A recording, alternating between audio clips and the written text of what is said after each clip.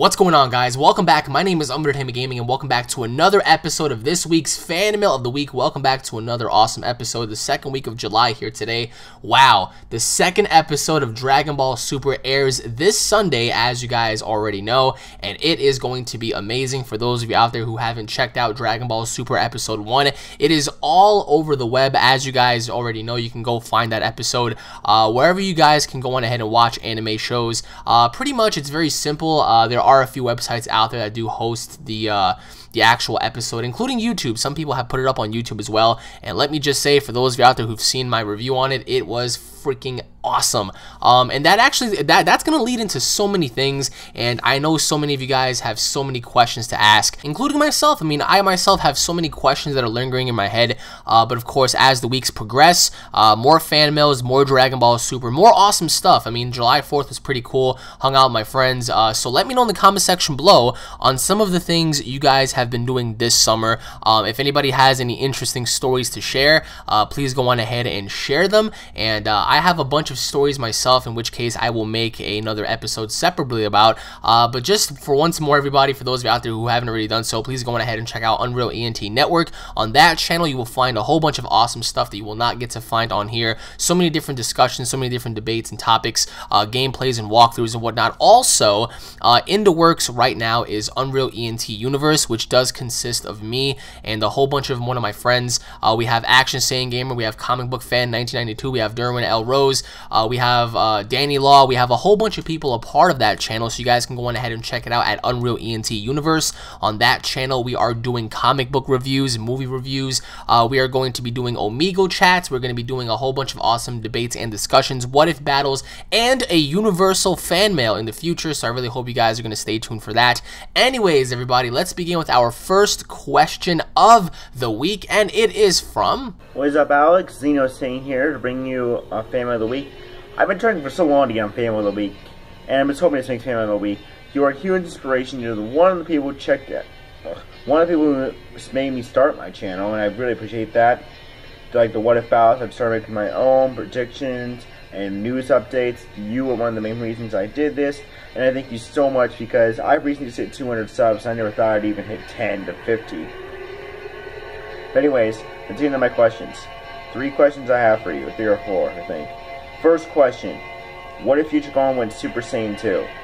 Like, I remember during the little carnival thing, celebration thing, what do you think would have happened? Like, do you think if Trunks, like, say Trunks got killed, say the androids flew off after Gohan lost his arm, he had one Super Being, and you remember get the Trunks. So what if the androids instead started looking around, and they found them, and they killed Trunks before he got the Senzu Bean? Gohan would have had the Senzu Bean. Do you think he would achieve Super Saiyan 2 in that state? Second question. Why isn't Future Gohan in Dragon Ball Xenoverse? Because he's my favorite character guy. As you can tell from my picture, or if you saw my opening or not, I don't know. I may or may not put the opening in this video, but I just remember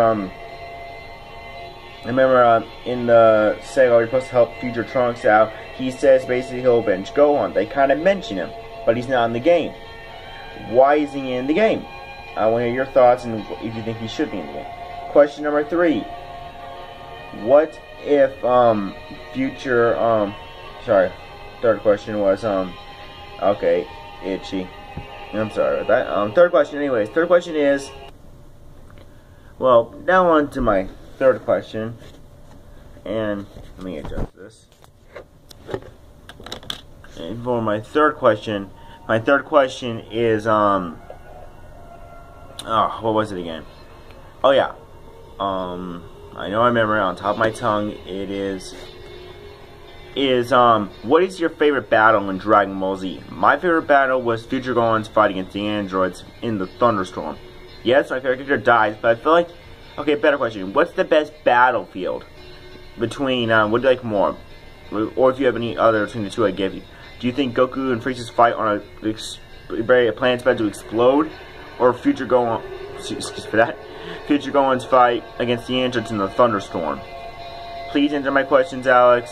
Hope you have a great day. Like I said, you're a huge inspiration on many people, including myself, and I hope you have a great day. Bye. Peace. Now, I don't know if it was just me or not, but I could have swore I heard that theme song in the background where future Trunks actually saw, you know, future Gohan die right before his very eyes, and he was trying to wake him up, and he was actually like screaming. I could have swore I heard that in the background. Maybe it's just me. But anyways, my friend, thank you for the questions. I really do appreciate that, and it really means a lot that, you know, I actually inspired you to do that, and I really hope that you're consistent about it, and I really hope that you continue to do what you do. I have checked out your channel before. I do believe that the more videos you have on your channel, the better it is for the subscribers, because they have more to look forward to. They have more to look at. They have more to enjoy. So yeah, I mean, that's the only critique I have. Now, I can already tell that you're a big Future Gohan fan. And to answer your first question, if Future Gohan, you know, pretty much was able to ascend to a Super Saiyan 2, I do believe that even with that kind of a power, he wouldn't be able to pretty much max it out because he only has one arm. Now, let's say, for example, you know, Trunks came along and he found out Gohan wasn't dead, and Gohan becomes a Super Saiyan 2. How exactly would he be able to fare off against the androids with one arm? Especially when they attack together? Yeah, I mean, I do believe his durability and his wits would be, you know, increasing significantly because he'd be able to take a lot more damage. But with only one arm, like, many different things could have happened within that time period. Like, let's say, for example, Cell was able to absorb both androids in the future and, you know, become perfect. And then he battled Super Saiyan 2 Gohan. You know, like, that would have been a great battle because even with a Super Saiyan 2 like power, he only has one arm to defend himself. I mean, is that arm enough? That's the question. But I mean, I do agree with what you mean by having Trunks and Gohan, you know, featured in that time period where, you know, things could have gone differently. I've always wanted to know what would have happened if things gone differently, of course. But for me, future Gohan becoming a Super Saiyan 2, it would have been good to see. It would have been pretty cool. But I don't think it would have had that, you know, epic feeling of, wow, now what is he truly capable of? Because with only one arm, the question is, what are you truly capable of? I mean, without, you know, sustaining significant damage. So for me personally, Future Gohan, he's a really great character. He's a really great, you know, storyteller, especially through the Trunks standpoint, the way he was teaching Trunks and the way he was going about his mannerisms and stuff like that. So if he were to become a Super Saiyan 2, yeah, I think he'd be the strongest in his time. But then what if Majin Buu came along? I mean, how would the fight fared off then? To answer your second question, Future Gohan not being featured in Xenoverse, why not? There have been many characters that haven't been featured. There have been many characters that haven't been featured, and I do believe that one feature and one reason why Future Gohan wasn't featured is because he's not that popular of a character. I don't see many people ever talking about Future Gohan, referencing Future Gohan. I mean, I feel as if he's a fadeaway character. He's one of those characters where he's brought in, you know, something happens to him, he has his own story arc, and that's it, you know. And many people may disagree. Many people might say, "Oh, well, I'm a huge fan of Future Gohan." But I mean, the popularity between Future Gohan and other characters such as Future Trunks, there's a huge margin right there, you know, because more people lean more towards Trunks than Future Gohan. So that's why I believe many characters weren't popular enough. I believe many characters didn't really have room to be, you know, brought in into a game like Xenoverse. So I mean, would it happen in the future? I really hope so. I really hope that another game comes along where we actually get to have more characters like Future Gohan, you know, Janemba, Android 13. You know, all these characters, but especially with Super now taking off, we're going to be having brand new characters that we haven't seen before, so maybe characters like Future Gohan and stuff are going to become irrelevant, especially with all these new characters coming in, these new story arcs and whatnot. I mean, what's left for Future Gohan, especially during that time period where you have Dragon Ball Super coming around? So, do I think he's ever going to be featured in another game? Perhaps, maybe, yeah. But as of right now, I would have to say the only reason why he's not in there is because of popularity purposes. And to answer your third question easily right now, one of my favorite battles was with Frieza and Goku, the original one. That was absolutely epic. I mean, all 4 hours of it was amazing. The way they went back and forth and the way they, you know, pretty much slugged it out was just, you know, brutal. But I mean, comparing it to Revival of F, I loved Revival of F's battle as well, because Golden Frieza was at a point where he was so cocky and so arrogant. And even at the very end, spoiler alert, guys, I don't want to ruin anything here for anybody, but I'm gonna give you a second to leave. Okay.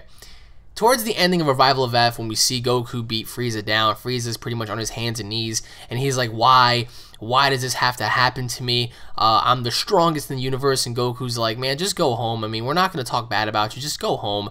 And then that's when Sorbet comes out and like blasts Goku in the heart. And then Frieza pretty much maniacally is like, oh, thank God we came up with a plan B. Otherwise, your ass would have been dead. Even from the get-go. So both Frieza battles were amazing to me. The first one was a lot lengthier for obvious reasons, and it had more fight sequences. But I mean, the Revival of F1 was pretty gritty as well. We saw how Frieza, you know, came at Goku, and we saw how Goku fended off against Frieza, and we pretty much saw the end result of that. But honestly, in terms of battlefield-wise, I think somewhere along the lines of a mountainous area. I mean, I would say something similar to, like, you know, perhaps Planet Namek, but then you're gonna have the use of characters not being able to touch the ground because there's lava everywhere and stuff like that, so the fight can only carry on into the sky. Another interesting place I think would have been awesome for a battle would be the homeworld of Beerus and Whis. I would love to see how things would have played off if there was a battle on that planet, considering the fact that it is the planet of the gods. So for me personally, I would have to say an area that has a similar feature to the fight between Goku and Majin Vegeta. You have mountains everywhere, perhaps maybe you have water. If anything, similar to also the battle between Goku, Vegeta, and Kid Buu, the home of the Supreme Kais, where you have a little bit of everything, and I think that was pretty cool too. So if I had to choose, I would have to say those would have to be my favorites personally. So, but anyways, my friend, thank you for the questions, and I really hope that you have an amazing day, my friend. And now moving on to the next question, which is from Vitker. Alex, I love your channel, bro. You literally bring not only the best out of me, but many others as well. I've noticed so many people have started channels because of you. I am one of them. Thank you so much for all of your inspiration, dude. Here is my list. But before we start, thank you again, man. That really means a lot to me. If I can get someone out there to be inspired and do the right thing, I mean, that's all I really ask for. So here we go. Question number 1. What are your thoughts on a possible Resident Evil movie remake? Question number 2. What are your thoughts on Banjo and Kazooie on the N64, The Curse of the Witch? Question number 3. What are your thoughts on Twisted Metal? Question number 4. What will you bring to Unreal ENT universe this fall? Well, anyways, Mr. Vic, thank you for the questions. To answer your first question, thoughts on a possible Resident Evil movie remake, they ought to do that as quickly as possible. The Resident Evil franchise has completely fallen off the list. Anybody out there who has a brain, anybody out there who knows me knows that I cannot stand the Resident Evil films. They have completely been tarnished. The story, the characters, the overall graphical effects about the movie, like everything about the Resident Evil films to me just screams like just horrible, just horrendous. I think the Resident Evil movies are definitely blasphemous. They do not carry on over from the games. Paul W.S. Anderson ruined one of my beloved childhood franchises, and the only way for it to redeem itself is if it gets a overall movie reboot or remake. For me personally, I really do believe and I really hope that they do create a movie reboot / movie remake of the franchise, because I do believe the last movie is coming out either this year or next year, and I think after that they ought to obtain the rights and just completely move away from having someone like Paul W.S. Anderson you know, continue ruining this beloved franchise. I think if they're going to start fresh, they ought to start with Resident Evil 1, the original story with the mansion and Albert Wesker and, you know, Barry Burton and all that kind of stuff. Just carry on over and tell the original story. They kind of had that going in the first film, but they ruined it completely by not adding in the Tyrant Boss. They forgot about Barry Burton. It was brand new characters and whatnot. I understand that they took a different approach, but it just ruined the movie franchise, and I am a huge Resident Evil fan. They ruined the games as well. Resident Evil 5, Resident Evil 6 were horrible. Resident Evil Operation Raccoon City, although it was very interesting, they kind of botched that up too. So for me personally, I do believe that they ought to make a remake of that film, a reboot, because it just completely sucks. Anybody who likes the films, I mean, I respect you for liking them, but I mean, like, as a Resident Evil fan, I don't see how anybody could. It just takes away the demeanor of Resident Evil. I mean, I think they ought to just go based off of the traditional idea of having the original story concept in mind. They don't really have to copy it, you know, bit by bit, line by line, just like in the game. But they ought to do something very similar to it, at least 80 to 90% similar.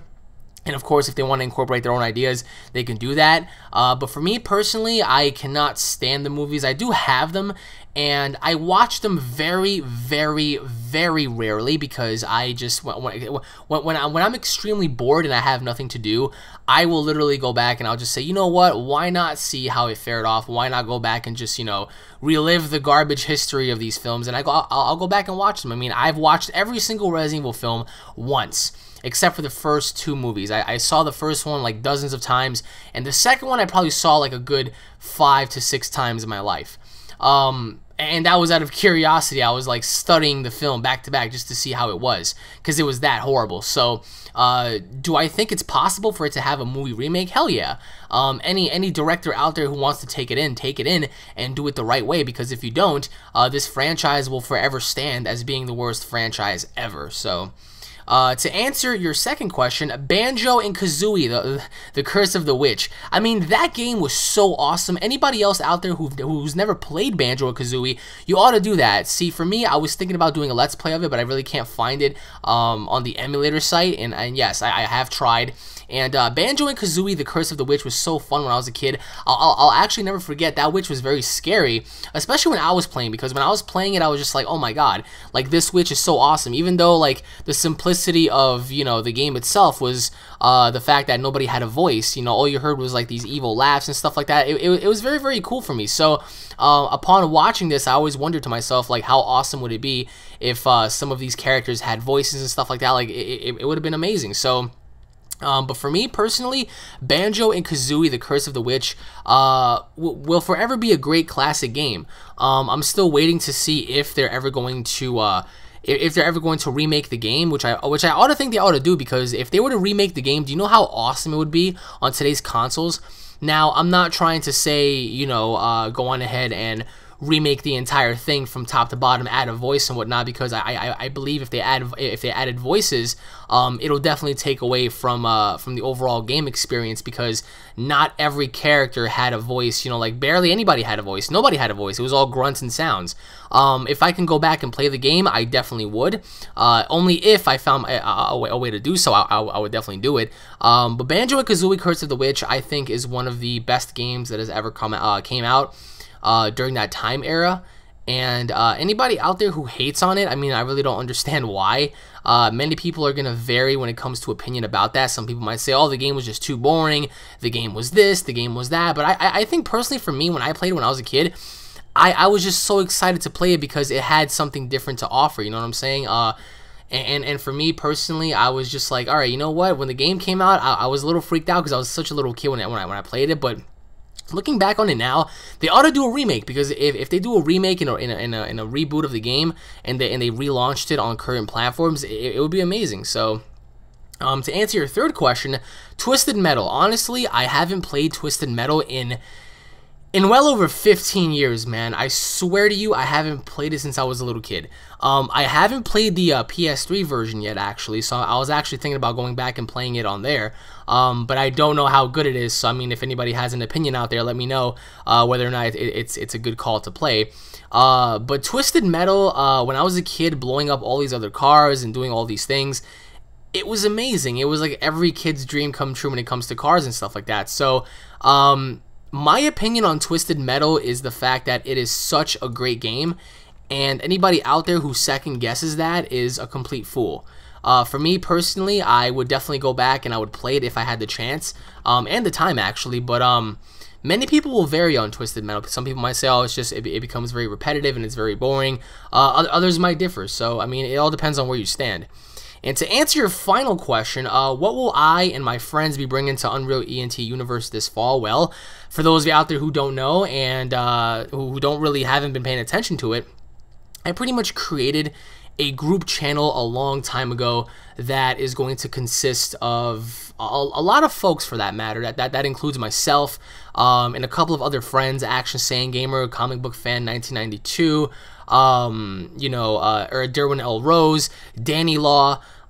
So what that channel is going to be, it's going to be a group channel solely, driven for dedication purposes of, entertainment, movie reviews, let's plays, everything you possibly can think of that encompasses, myself and everybody else will be on there. We're going to have a brand new universal fan mail, which is going to be answered by everybody. We are also going to have special Omegle chats with fans. We're going to be doing giveaways, let's plays, movie reviews, comic reviews. We actually have a bunch of those on there as well. Dragon Ball Z What If battles. We're going to be hosting, quad battles with, subscribers and whatnot. So a whole bunch of stuff will be on there, including Minecraft.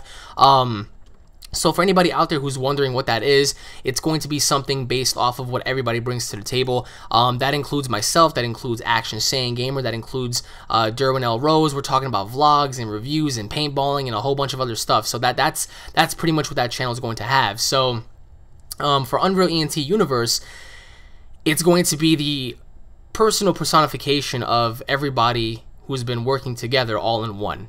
And I really hope that you guys are going to be enjoying that. There are snippets and, bits and pieces of videos being put on there, such as a few of the Dragon Ball Z What If battles, a few, comic reviews here and there. But this fall, you can expect to see a bunch of stuff on there, including Call of Duty, including like so many things. And I really hope you guys are going to stay tuned for that, because it's just going to offer so much that literally you have no other choice but to just watch and just be amazed on what we do. So I can't say too much right now, but this fall, UnrealEnt Universe is going to be big. Just offering so much, your head's gonna explode. But anyways, my friend, once again, thank you for the questions, Vic, and I hope you have a great day, bro. And now moving on to the next question, which is from Chronix. Alex, what's up, man? I hope this makes it to fan mail. It has. Here are my questions, bro. Keep up the amazing work. Thank you. Question number 1, what are your thoughts on Kobe Bryant's future in the NBA? Do you think he has what it takes to take home one more ring, or is his career finished? Question 2, what are your thoughts on Hernandez serving life in prison for murder? He was one of the most valued players in the NBA. When you found out, what did you think? Question 3, what are your thoughts on the lifestyle of Floyd Mayweather? Well, thank you, Mr. Chronix, for the questions. Question number 1, to answer it, Kobe Bryant, the Lakers, fuck. I think Kobe's future, and I think the passion and the overall desire of him obtaining another ring is pretty much over. I don't think Kobe Bryant is going to get another ring, to be honest. Some people out there who are basketball fans are going to say, hell no, he's definitely going to have what it takes to take home another ring because of whatever the case may be. But his team, the LA Lakers, they haven't been functioning very well. There have been many teams on the NBA that haven't been functioning very well. Now, I haven't been following the NBA for quite some time now, for a little over a couple of months now.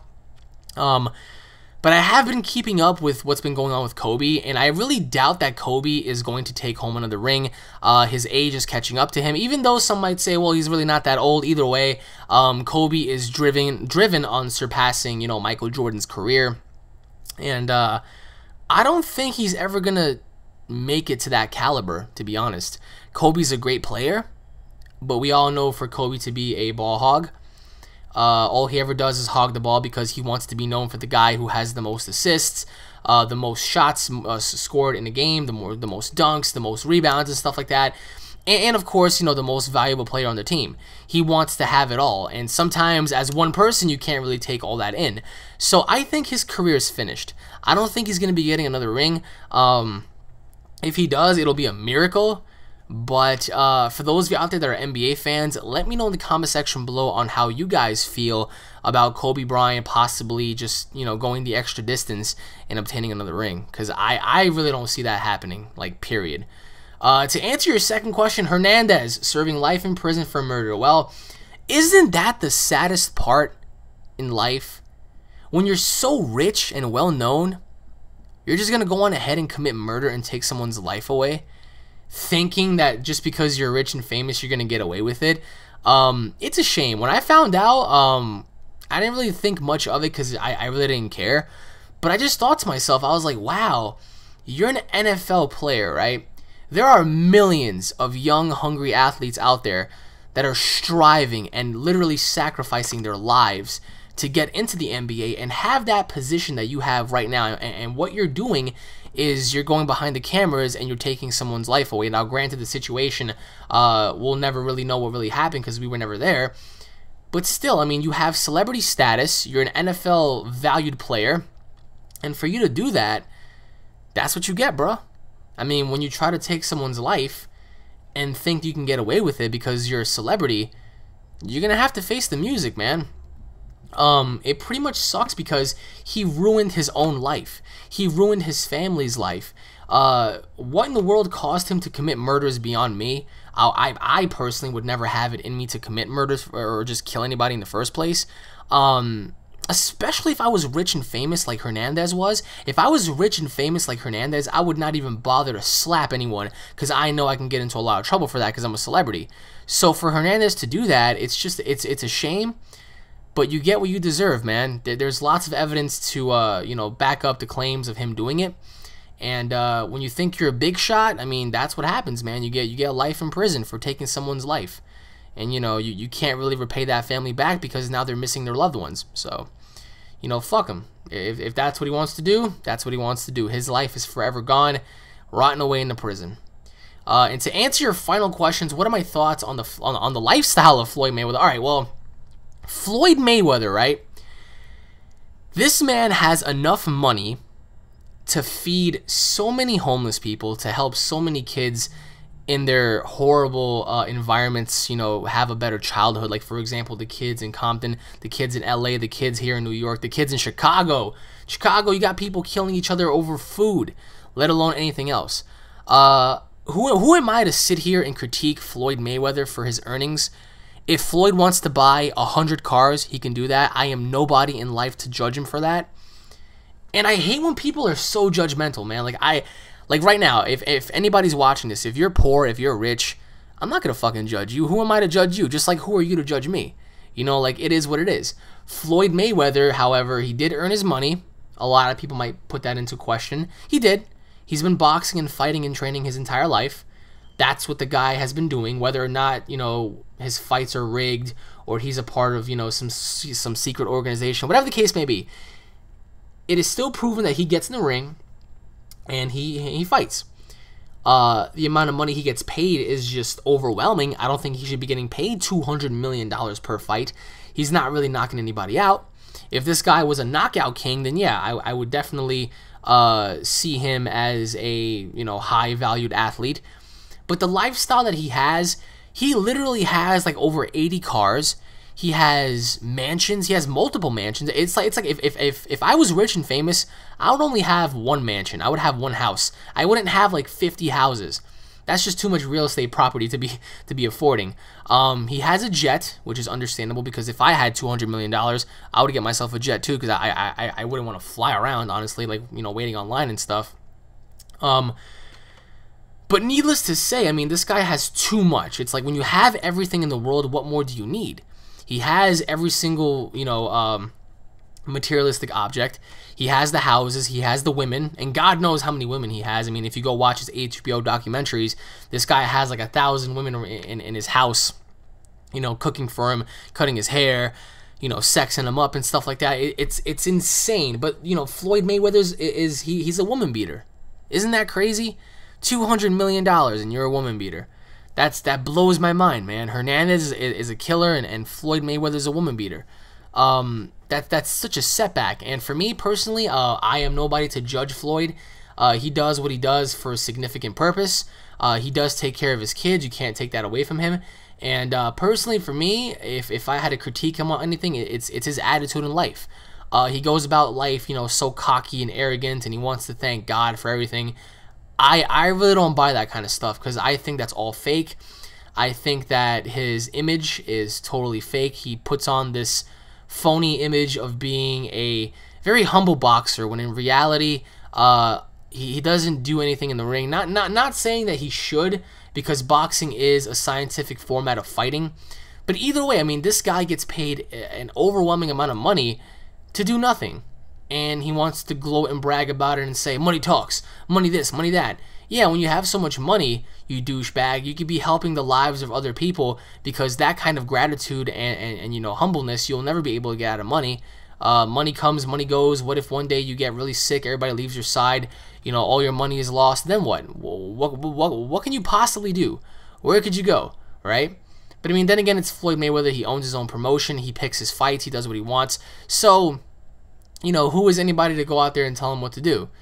He is who he is, and he is who he is for a reason. If I had that kind of money, you could best believe I would get myself the top-notch equipment for my recording. I would definitely be doing tons and tons of, fan mail giveaways and, interactions and stuff like that, because if I have $500 million, I wouldn't be just sitting here not doing anything with it. I would definitely give back and help my communities. And the reason why I say helping your community is such a great thing, because you get to see future athletes, future politicians, future movie directors, future artists, future musicians, future, athletes just emerge out of the darkness of their neighborhoods and become something in life. And you'll never really know if you'll become a fan of them or not, because you never given them a chance. I really doubt I'll ever make $500 million. Let's be realistic here. But if I did, you could rest assured that when I die, people will know me for being that person that gave back to virtually anybody he could. And for me, that's just like that's just a little snippet. Like, this man makes so much money, and he just wants to spend it on meaningless things. He has 80, 90, 70 cars. It's like, why in the world do you need so many cars, bruh? When you're rich like that, all right, I would settle for at least 3 to 4 cars max. But when you have like 80 cars, man, I want to look good driving to McDonald's in a Bugatti. Nobody's going to give a shit, to be honest. So for people like that who want to use their money for all the wrong reasons, it's quite pathetic if you ask me. I mean, no respect out of that. But anyways, my friend, once again, thank you for the questions, and I hope you have a very, very wonderful day. And once again, everybody, thank you all for watching this episode of Fan Mail of the Week. Hopefully tomorrow I'm gonna take my ass to the fucking pool, because I am just dreading hot right now. I forgot to turn on my AC, doing 30 minutes of this, just sitting here pouring sweat. My bowels are sticking to the chair. Anyways, everybody, if you guys are fans, don't forget to subscribe to my channel for all latest news, information, and updates. If you guys enjoyed the episode, don't forget to hit it up or a like and a favorite. Leave your thoughts in the comment section below. Stay tuned for more. Check out UnrealEnt Network and UnrealEnt Universe. And on that note, I'll be seeing each and every single one of you guys in the next episode. Take it easy, everybody. Peace!